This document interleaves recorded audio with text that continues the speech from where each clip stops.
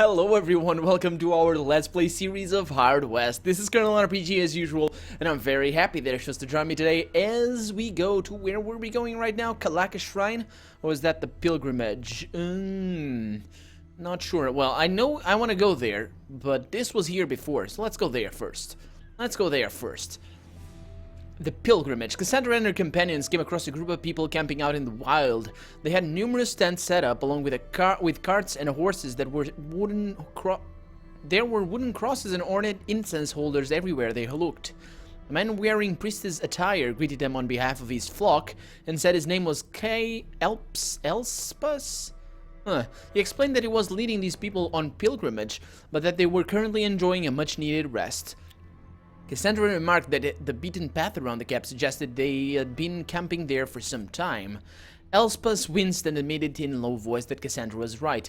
They weren't resting at all, actually. They were lost. His map had turned out to be inaccurate. He couldn't bring himself to dash the hopes of so many pilgrims by telling them that they had to go back. Thus far, he had been able to convince everyone that they were still on the Kalaka Shrine Trail, while he secretly tried to figure out where it was. Now he was losing hope of ever finding it. Well, we know where it is. Cassandra said she might know where it was located. She mentioned that her memory might improve if Elspus unburdened himself by giving her some of his material possessions. Elspus, or whatever his name is, called Cassandra a false prophet and a fraud, and accused her of trying to profit from artifacts of the one true God. By her expression, however, it was clear she had seen right through him. By his expression or her expression? He instantly calmed down, admitting in a low voice that he had scammed the pilgrims into funding his expedition here. He offered 8,000 for the location of the shrine. Okay.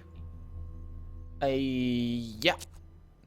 K. Elspus handed her the agreed-upon sum and took the map in his hands, a genuine tear of gratitude in his eye. He walked away, announcing the miracle to his followers. Now that Cassandra had the necessary 25,000 pesos, she was ready to conquer La Fortuna's grand tournament. Okay, then we don't need to go there. Do we want to go there? Not sure we want to. Let me see. So are we good on this one? Increases maximum luck. Let's go with that. Let's see, are we good on anything else? Well, I wouldn't mind having some talismans around here. Let's see what we have here as new cards. We got +1 HP here. The Cannibal eats flesh to regain strength. That is gonna be for... Can I click you? I can. Yeah, that's gonna be for Felicia over here. And that one increases movement speed and shrieks, which is kinda good. So let's see who needs movement the most. That would probably be Paco over here, so let's go with that, and he's gonna have a pair, which increases movement all on its own as well. Oh, I also have the King of Diamonds, which increases a sight, which, excuse me, I think would be good over in here or in here. I suppose I'm gonna go with this one. Try, oh, a pair, nice. Okay, so that's that. Let's go here to the Kalaka Shrine. I want to see everything. I want to see as much as I can anyway. Cassandra and her companions arrived at the location of the fabled Kalaka Shrine. The place had been ravaged by a recent landslide. In place of the entrance was a mass of crumbled rock and masonry. It would not be possible to visit this unique and mysterious place. They tried not to show their disappointment as they left the area. Okay, well, that was a bust. I suppose we might have been there if I didn't reveal the location. We might have been able to go in there, but alas, we have not. So let's take a rest here because we have the money. Let's see. I mean, minor, it seemed she found only a small note about one of the events she had been involved in. Good. Okay, so the law is not on our heels, which is good. So let's go to the reception hall, and now we're ready to cheat through this whole situation. Cassandra and her companions arrived at the building where the poker soiree was to be held. The imposing building was made entirely out of cast iron and glass, a feat unparalleled in Mexico. They had some time to kill before the game started. Cassandra wandered the floor and sized up the other players while she waited for the tournament to begin. The room was filled with players from all corners of the land, tense with anticipation and conflict to come. Finally, the cashier booth opened and players began to fork over the cash necessary to register. There was still time for Cassandra to mingle with the guests.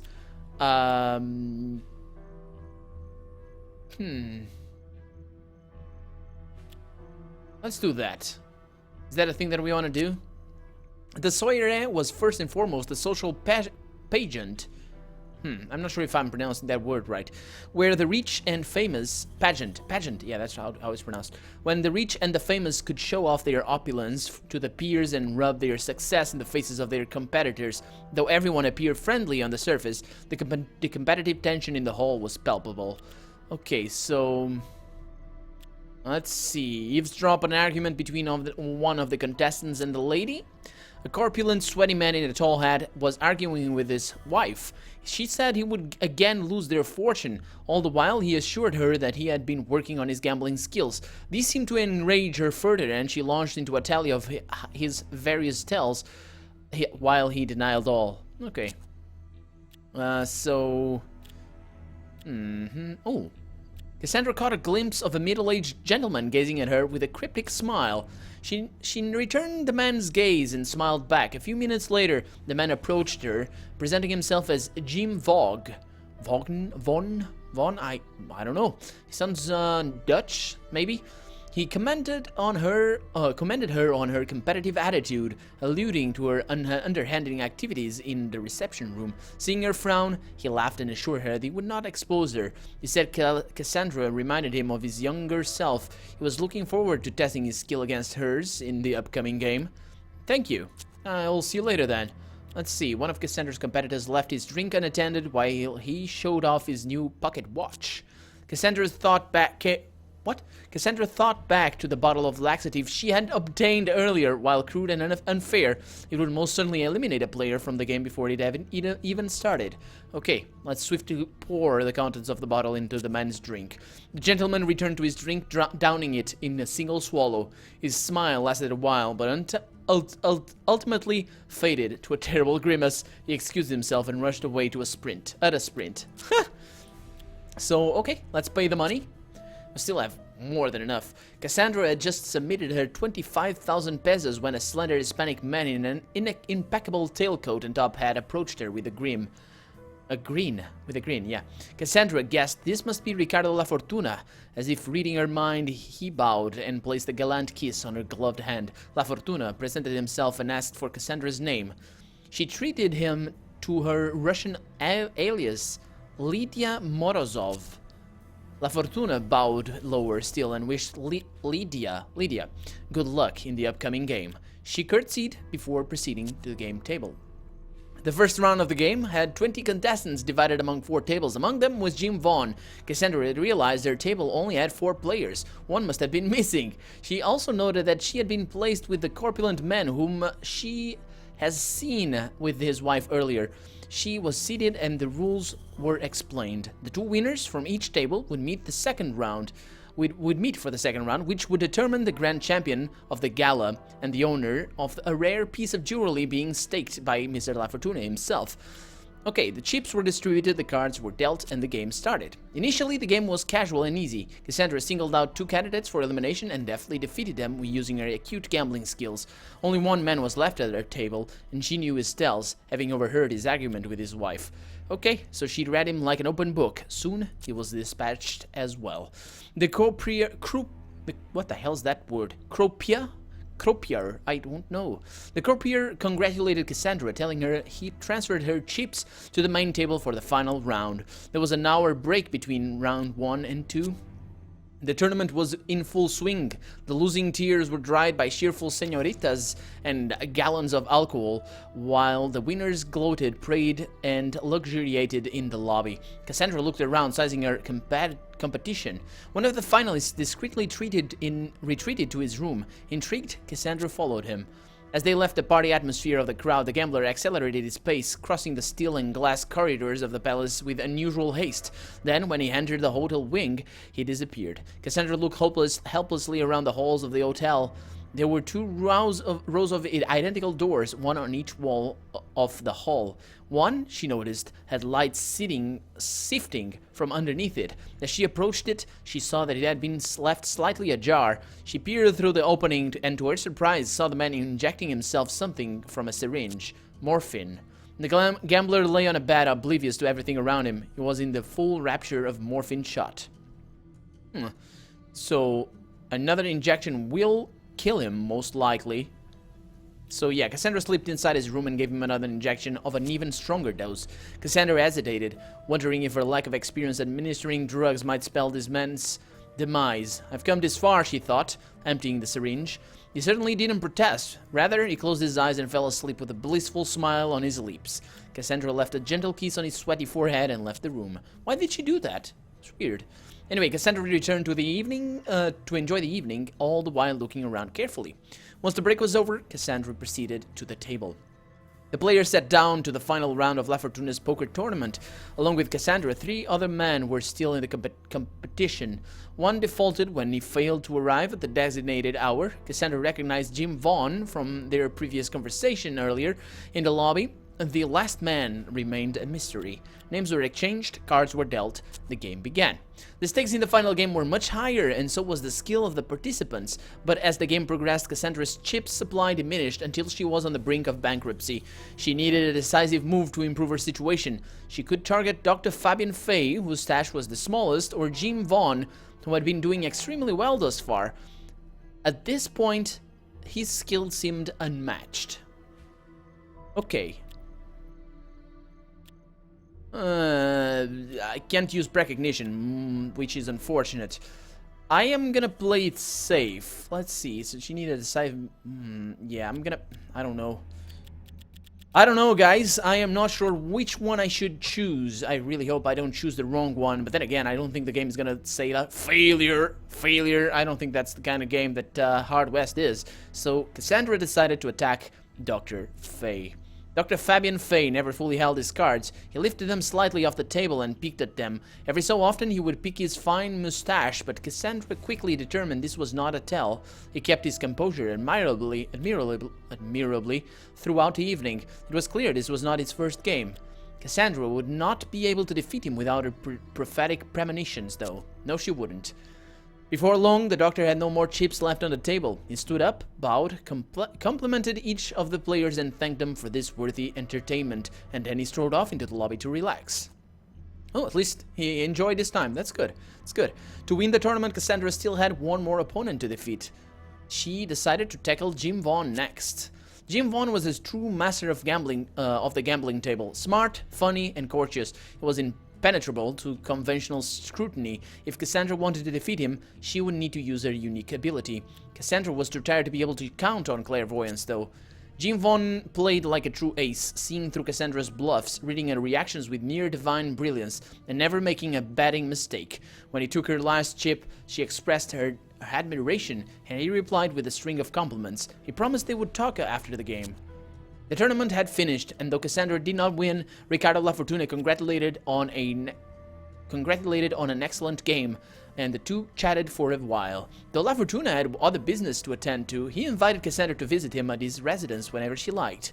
It must be the pretty face then. Cassandra promised she would come, then departed into the crowd. As Cassandra made to leave, Jim Vaughn approached her and offered to buy her a glass of port.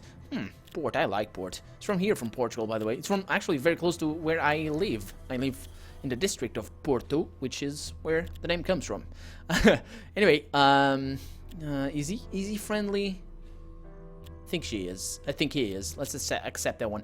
Mr. Vaughn was visibly delighted. He ordered drinks as he told Cassandra about his younger years with a refreshing bluntness. Vaughn had run away from home at a young age and wandered the West, finding no shortage of trouble and becoming an infamous gambler and duelist. One fateful day, however, he played against a powerful man, taking a fortune from him. The man was furious, telling Vaughn to leave the country and renounce gambling on the pain of death. That's when Vaughn headed to Mexico. He had been miserable ever since, but when he'd heard about the tournament, he decided he didn't care anymore. It was worth the risk to play again. What else was life for? Cassandra asked what all that had to do with her. He looked at her wistfully. He told her that he saw his younger self in Cassandra. She had inspired him to take his guns off the hook and go looking for trouble again. If there were one person he would love to ride with, it was her. Okay, yeah. And accepted, no, Paco. Okay, so accepted Vaughn's offer to keep their numbers low. She asked Felicia to stay behind. Yeah, I think she is gonna do that. Felicia, go away. And we have a new friend. Who is that friend? It is Jim Vaughn, and he's a little bit better than Felicia, which is really good. Really, really nice. Oh, he's got a mammoth rifle. Pretty nice weapon right there, mister. Pretty nice weapon. I'm gonna use this one, though, instead of that crappy thing. Actually, it's not that bad. I mean, the aim decrease is kind of problematic, if I'm honest, but... yeah, well, let's see. Talismans, you got the loaded dice. Improve that luck a little bit. Actually, don't. Let's improve... yeah, okay. So, talisman, where the hell is it? Let's go with that. And items, got a nail bomb over here, and a mandrake root. What is that? Debilitates. That's a stun bomb. Yeah, you're gonna carry the bombs for me. How about that? How about that? Let's look at the card screen, and we got aim over here, and we got HP over here. How much HP do you have? Not much, unfortunately. Let's go with that. And let's keep going. Where to next? Visit Ricardo La Fortuna in his residence. Where the hell does he live, though? Hacienda Rossetti. What the hell? Is that it? I think it is. Let's go there. Rossetti, what the hell is that supposed to mean? The Rossetti Hacienda had a lush residence with beautiful gardens surrounding it. The highlight of the hacienda was an amazing collection of firearms. Mr. Rossetti said he was willing to part with some of his specimens for the right price. Some extra cash would help him acquire even more interesting objects. Okay, I was interested in buying some items, I guess, but they are very expensive. Oh, 8-shooter? 18-shooter. Oh, don't want that. Doesn't allow me to shoot twice. If it did, it would be a good weapon. Otherwise, it's not really something I am interested in. All these are close, and this one is short. This one decreases aim. Yeah, you're crap. Bye-bye. So where to next? Where do I want to go? Where the hell is the guy? I'm looking... I should be looking right at it. There it is. La Fortuna... La Fortuna residence. Cassandra strolled over to Mr. La Fortuna's home. In contrast with the reception hall, the hacienda was quite modest. Cassandra and her companions were greeted politely by Mr. La Fortuna, who offered refreshments and small presents as a token of his appreciation. He and Cassandra had an amicable chat, discussing politics, art, and fashion, as well as Mr. La Fortuna's various undertakings. Cassandra was curious about his competition with a protector. La Fortuna's expression became cautious as he explained that his relation with the Protector had deteriorated over the past few months. He had finally resolved to help the Mexican Navy chase his undesirable men from their country. Cassandra suggested she could help if La Fortuna were interested. He asked what she had in mind. Cassandra said she had a talent for eliminating inconvenient characters from the Earth. Lying brazenly, she revealed that she was a successful contact assassin with many hits on her resume. If Mr. La Fortuna was taken aback by this news, he did not show it. He merely smiled and responded that Cassandra's help wouldn't be required. He had a train loaded with mercenaries that was heading towards the coast at the very moment. They would seize the island within hours. Okay, let's, I wish you sweet... La Fortuna's mercenary force had to be prevented from reaching the bay. Hardin suggested they blow up the train. Cassandra concurred. They just needed to procure the explosives. Let's procure the explosives then. I wished them a sweet victory, but I meant swift. The coal mine operated day and night with a constant excavation. Dynamite was in frequent use and ample supply. Hardin suggested he'd steal some. Cassandra felt she might be able to persuade the miners to give her some. Okay, so... yeah, fearful she might not be able to. Let's use that one. Hardin snuck into the mine and found the explosives. He was coming out, however, and he was discovered and had to shoot a miner to make his escape. Cassandra had a feeling the authorities would hear about this. Okay, that's not too bad, is it? Let's set up the ambush. Cassandra and her companions arrived at the ambush site. They planted the dynamite and waited for the train. The charge would be just enough to derail the train without causing further damage. There was still some time left. Planting more dynamite would cause more damage, but might destroy any valuables carried on the train. Fortifying the area would give them an advantage, but would cut off the escape routes. Yeah, I don't care about the escape routes. Let's fortify the area. The train yard had been fortified. It gave time the party better position. What? I don't... more cover. Yeah, that's what happened. Suddenly, they heard a train whistle from beyond. Woo-hoo! And there we go. We are gonna kill some trains. Let's do that. That's not how it works, is it? I don't know my trains. Actually, I don't know my trains. Not that I don't really like them. It's just that... Survivors crawled from the ruins of the train wreck. The team readied their weapons with killing intent. Killing intent. It's a badass name for a game, by the way. Badass name for a game. So what we want to do is shoot people. That's what we want to do. But we also want to use a barrage here. Oh, why are you so low on your luck, girl? Come on. Why? What happened to your luck? Oh, that is problematic. Well, you're gonna do so much damage. It's not even funny, though. Yeah, well, if you hit that guy... Oh, no, he's behind cover, so you can attack that guy. If you attack, if you give... Please kill him. And there we go. That was not that bad. Let's see who else. This is not gonna work, is it? Oh, this might work. Okay, so I am gonna save your action points for later. Let's see. So over here we have two floors, I guess. This guy, I think he might have a shotgun. We have this guy over here. They're all behind cover, which is kind of a problem. Let's see if I can deal with that. That guy, if I go here... This might be a bad idea, by the way. This might be a terrible idea. Let's do that. Game is kind of jumping all over the place, but that's fine. Let's see what I can do. Woohoo! I can kill him, that's for sure. Let's see if I get a better chance to hit from here. I do not, so let's do that. And down he goes. Now you, Mr. Paco. 2 damage at that guy. That's not what I want you to do. Let's see. Oh, you could do that. Wouldn't be a bad idea. Can you... Oh, you're upstairs? Where are you, man? You're upstairs, aren't you? Damn you. Okay, so let's see what I can do here. So if I bring you there, you're gonna be behind cover? No, you're not. Okay, so I need to bring you around. But that around... No, that is bad. Okay, so this is less than optimal. Could use that while I have the luck. Artery shot wouldn't be too much of a problem. That to hit chance is kind of terrible. So I might miss this one. I'm gonna take a shot here. Actually, you know what? I'm gonna take a shot with this one. And then I'm gonna take a shot with this artery shot. And there we go. Minus 39 luck should be enough. Hopefully it is. To kill him with an artery shot. Let's do that. Let's see what happens. There you go. Okay, so now if he runs, he dead. He dead if he runs. So let's see what else. We got... What do we have here? Not too bad. Not too bad at all. Mammoth rifle dealing 3 damage right there. Wouldn't be a bad idea, would it? Let's do that. And there we go. He's got plus 33, so he has a lot of luck right there. So we need to be careful. We got a big guy, not a big guy, but a strong guy over there. He's kind of an idiot because he's in open sight, but that's fine. This guy's gonna die. This guy... There you go. See? Dead. He dead. I shouldn't have used that shot over there. That's kind of a moot point, really, because he's gonna be able to kill this. It's fine. It is all fine. Okay, so... Guys? Hi. There we go. Okay, so... What I want to do first is I want to use this weapon here. Can you reload and shoot? Can you do that for me? How much damage are you gonna deal? 6 damage. Not enough. Not enough. It is kind of unfortunate. So you... Can you shoot there?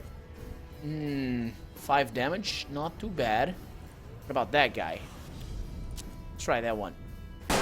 A miss. Okay, so that means that you are gonna be able to kill him. Right? Right, let's do that. Dead. Yeah, we shouldn't let them come. Oh, by the way, speaking of that, let's bring you over here and see if I can kill that guy. Leave all that you like. Okay, so yeah, the game is getting a bit choppy. It's because the way I said this before, but yeah, the game doesn't like OBS, which is the software that I use to record. Oh, that's kind of a shame. Can I deal more damage with this one? Hopefully I can. I cannot. Oh boy, this is not good. I need to kill this guy, and unfortunately, maybe I could use the dodge prayers. Nah, it's not gonna work. So if that's how it works, it's not gonna work. Okay, so let's shoot at this guy. And miss. Okay, so that's not as terrible as I thought it was gonna be. Because all things considered, this guy deals 6 damage. Yeah, all things considered, I still have this gun over here that deals a lot of damage. So if I bring you over here, should be able to kill that guy, right? Let's see if I am. If I'm not. No, I don't have line of sight. Isn't that lovely? So I'm gonna kill this one. Hopefully. Maybe not. Nope, I'm gonna miss. That is a real shame right there. Real shame. So I want this guy. Actually, you know what? I'm gonna bring you over there. Oh, yeah, I forgot that he didn't have action points. That's not a big deal. It's not a big deal, I don't think. So he's gonna take a shot. He's not. That guy is. Okay, that's fine. They're not very good at hitting, which is perfectly okay with me. And that's a miss as well. Okay, so you, Cassandra, what can you do about that? Do you have line of sight on anybody? You do. That's perfect. That is really good. And there you go. This is just unbelievably strong. And I'm gonna go with a fanning here. I am gonna attack this guy because I know I'm gonna be able to hit him at least once. And I kill him. Perfect. Chow, chow, chow! There you go. Dead. You dead. So which one of these deals the most damage? That's damage 8 and that's damage 10. So either one is fine. I'm gonna reload this one. Actually, I could go with a shriek. That would probably be a better idea. No, I couldn't because I don't have luck. That's right. I forgot about that. Particular detail. And then I kill that guy. 3 witnesses remaining. So what I want to do, let's see if I have stun bomb. Wouldn't be a bad idea. I can shoot this guy. Let's do that. Because there's no point using the other one because I'm not going to be able to kill him either way. Oh, what the hell's that guy? He's all green. Ouch. Why the hell is he green? He's a mercenary. What the hell? Why are they green? What the hell's wrong with these guys? Were these green as well? They kind of look the same. What the hell is wrong with you guys? I think they might just be bald. Why are they green, I ask? Why indeed? Okay, so it's kind of a waste to use this gun, but I guess I will need to use it. Let's do that. There you go. And from there, you are going to be able to shoot him and kill him. Do that, please. No, you're going to miss. Isn't that lovely? And now you are going to be able to shoot somebody. That's for sure. Let's use this gun instead. And can you please? There you go. There you go. 10 damage. Plenty of damage right there. There you go. And now we have that guy. Only one remaining. And that's going to be the end of this mission, I suppose. Cassandra looked relieved when the last mercenary was finally dispatched. Train on a view, and there we go. Cassandra's gift was, as I know that. And we got a bunch of stuff. We got a little eagle elixir, a vitality elixir, and some cards. Let's look at the cards, see how they look. We got +1 HP, unholy power. That's pretty good, actually. Let's bring that one over there. We got plus aim. Let's see who needs the better aim. That'll be Cassandra, most likely, because she's kind of a damage dealer, all things considered. And that's gonna... Oh, no, yeah, I still have this card. +1 HP, plus defense, and plus luck. That's a pretty nice card. Do you need that? I don't think you do. Okay, so maybe you do, though. Let's bring you over there and put this over here. So you got plus... Yeah, that's nice.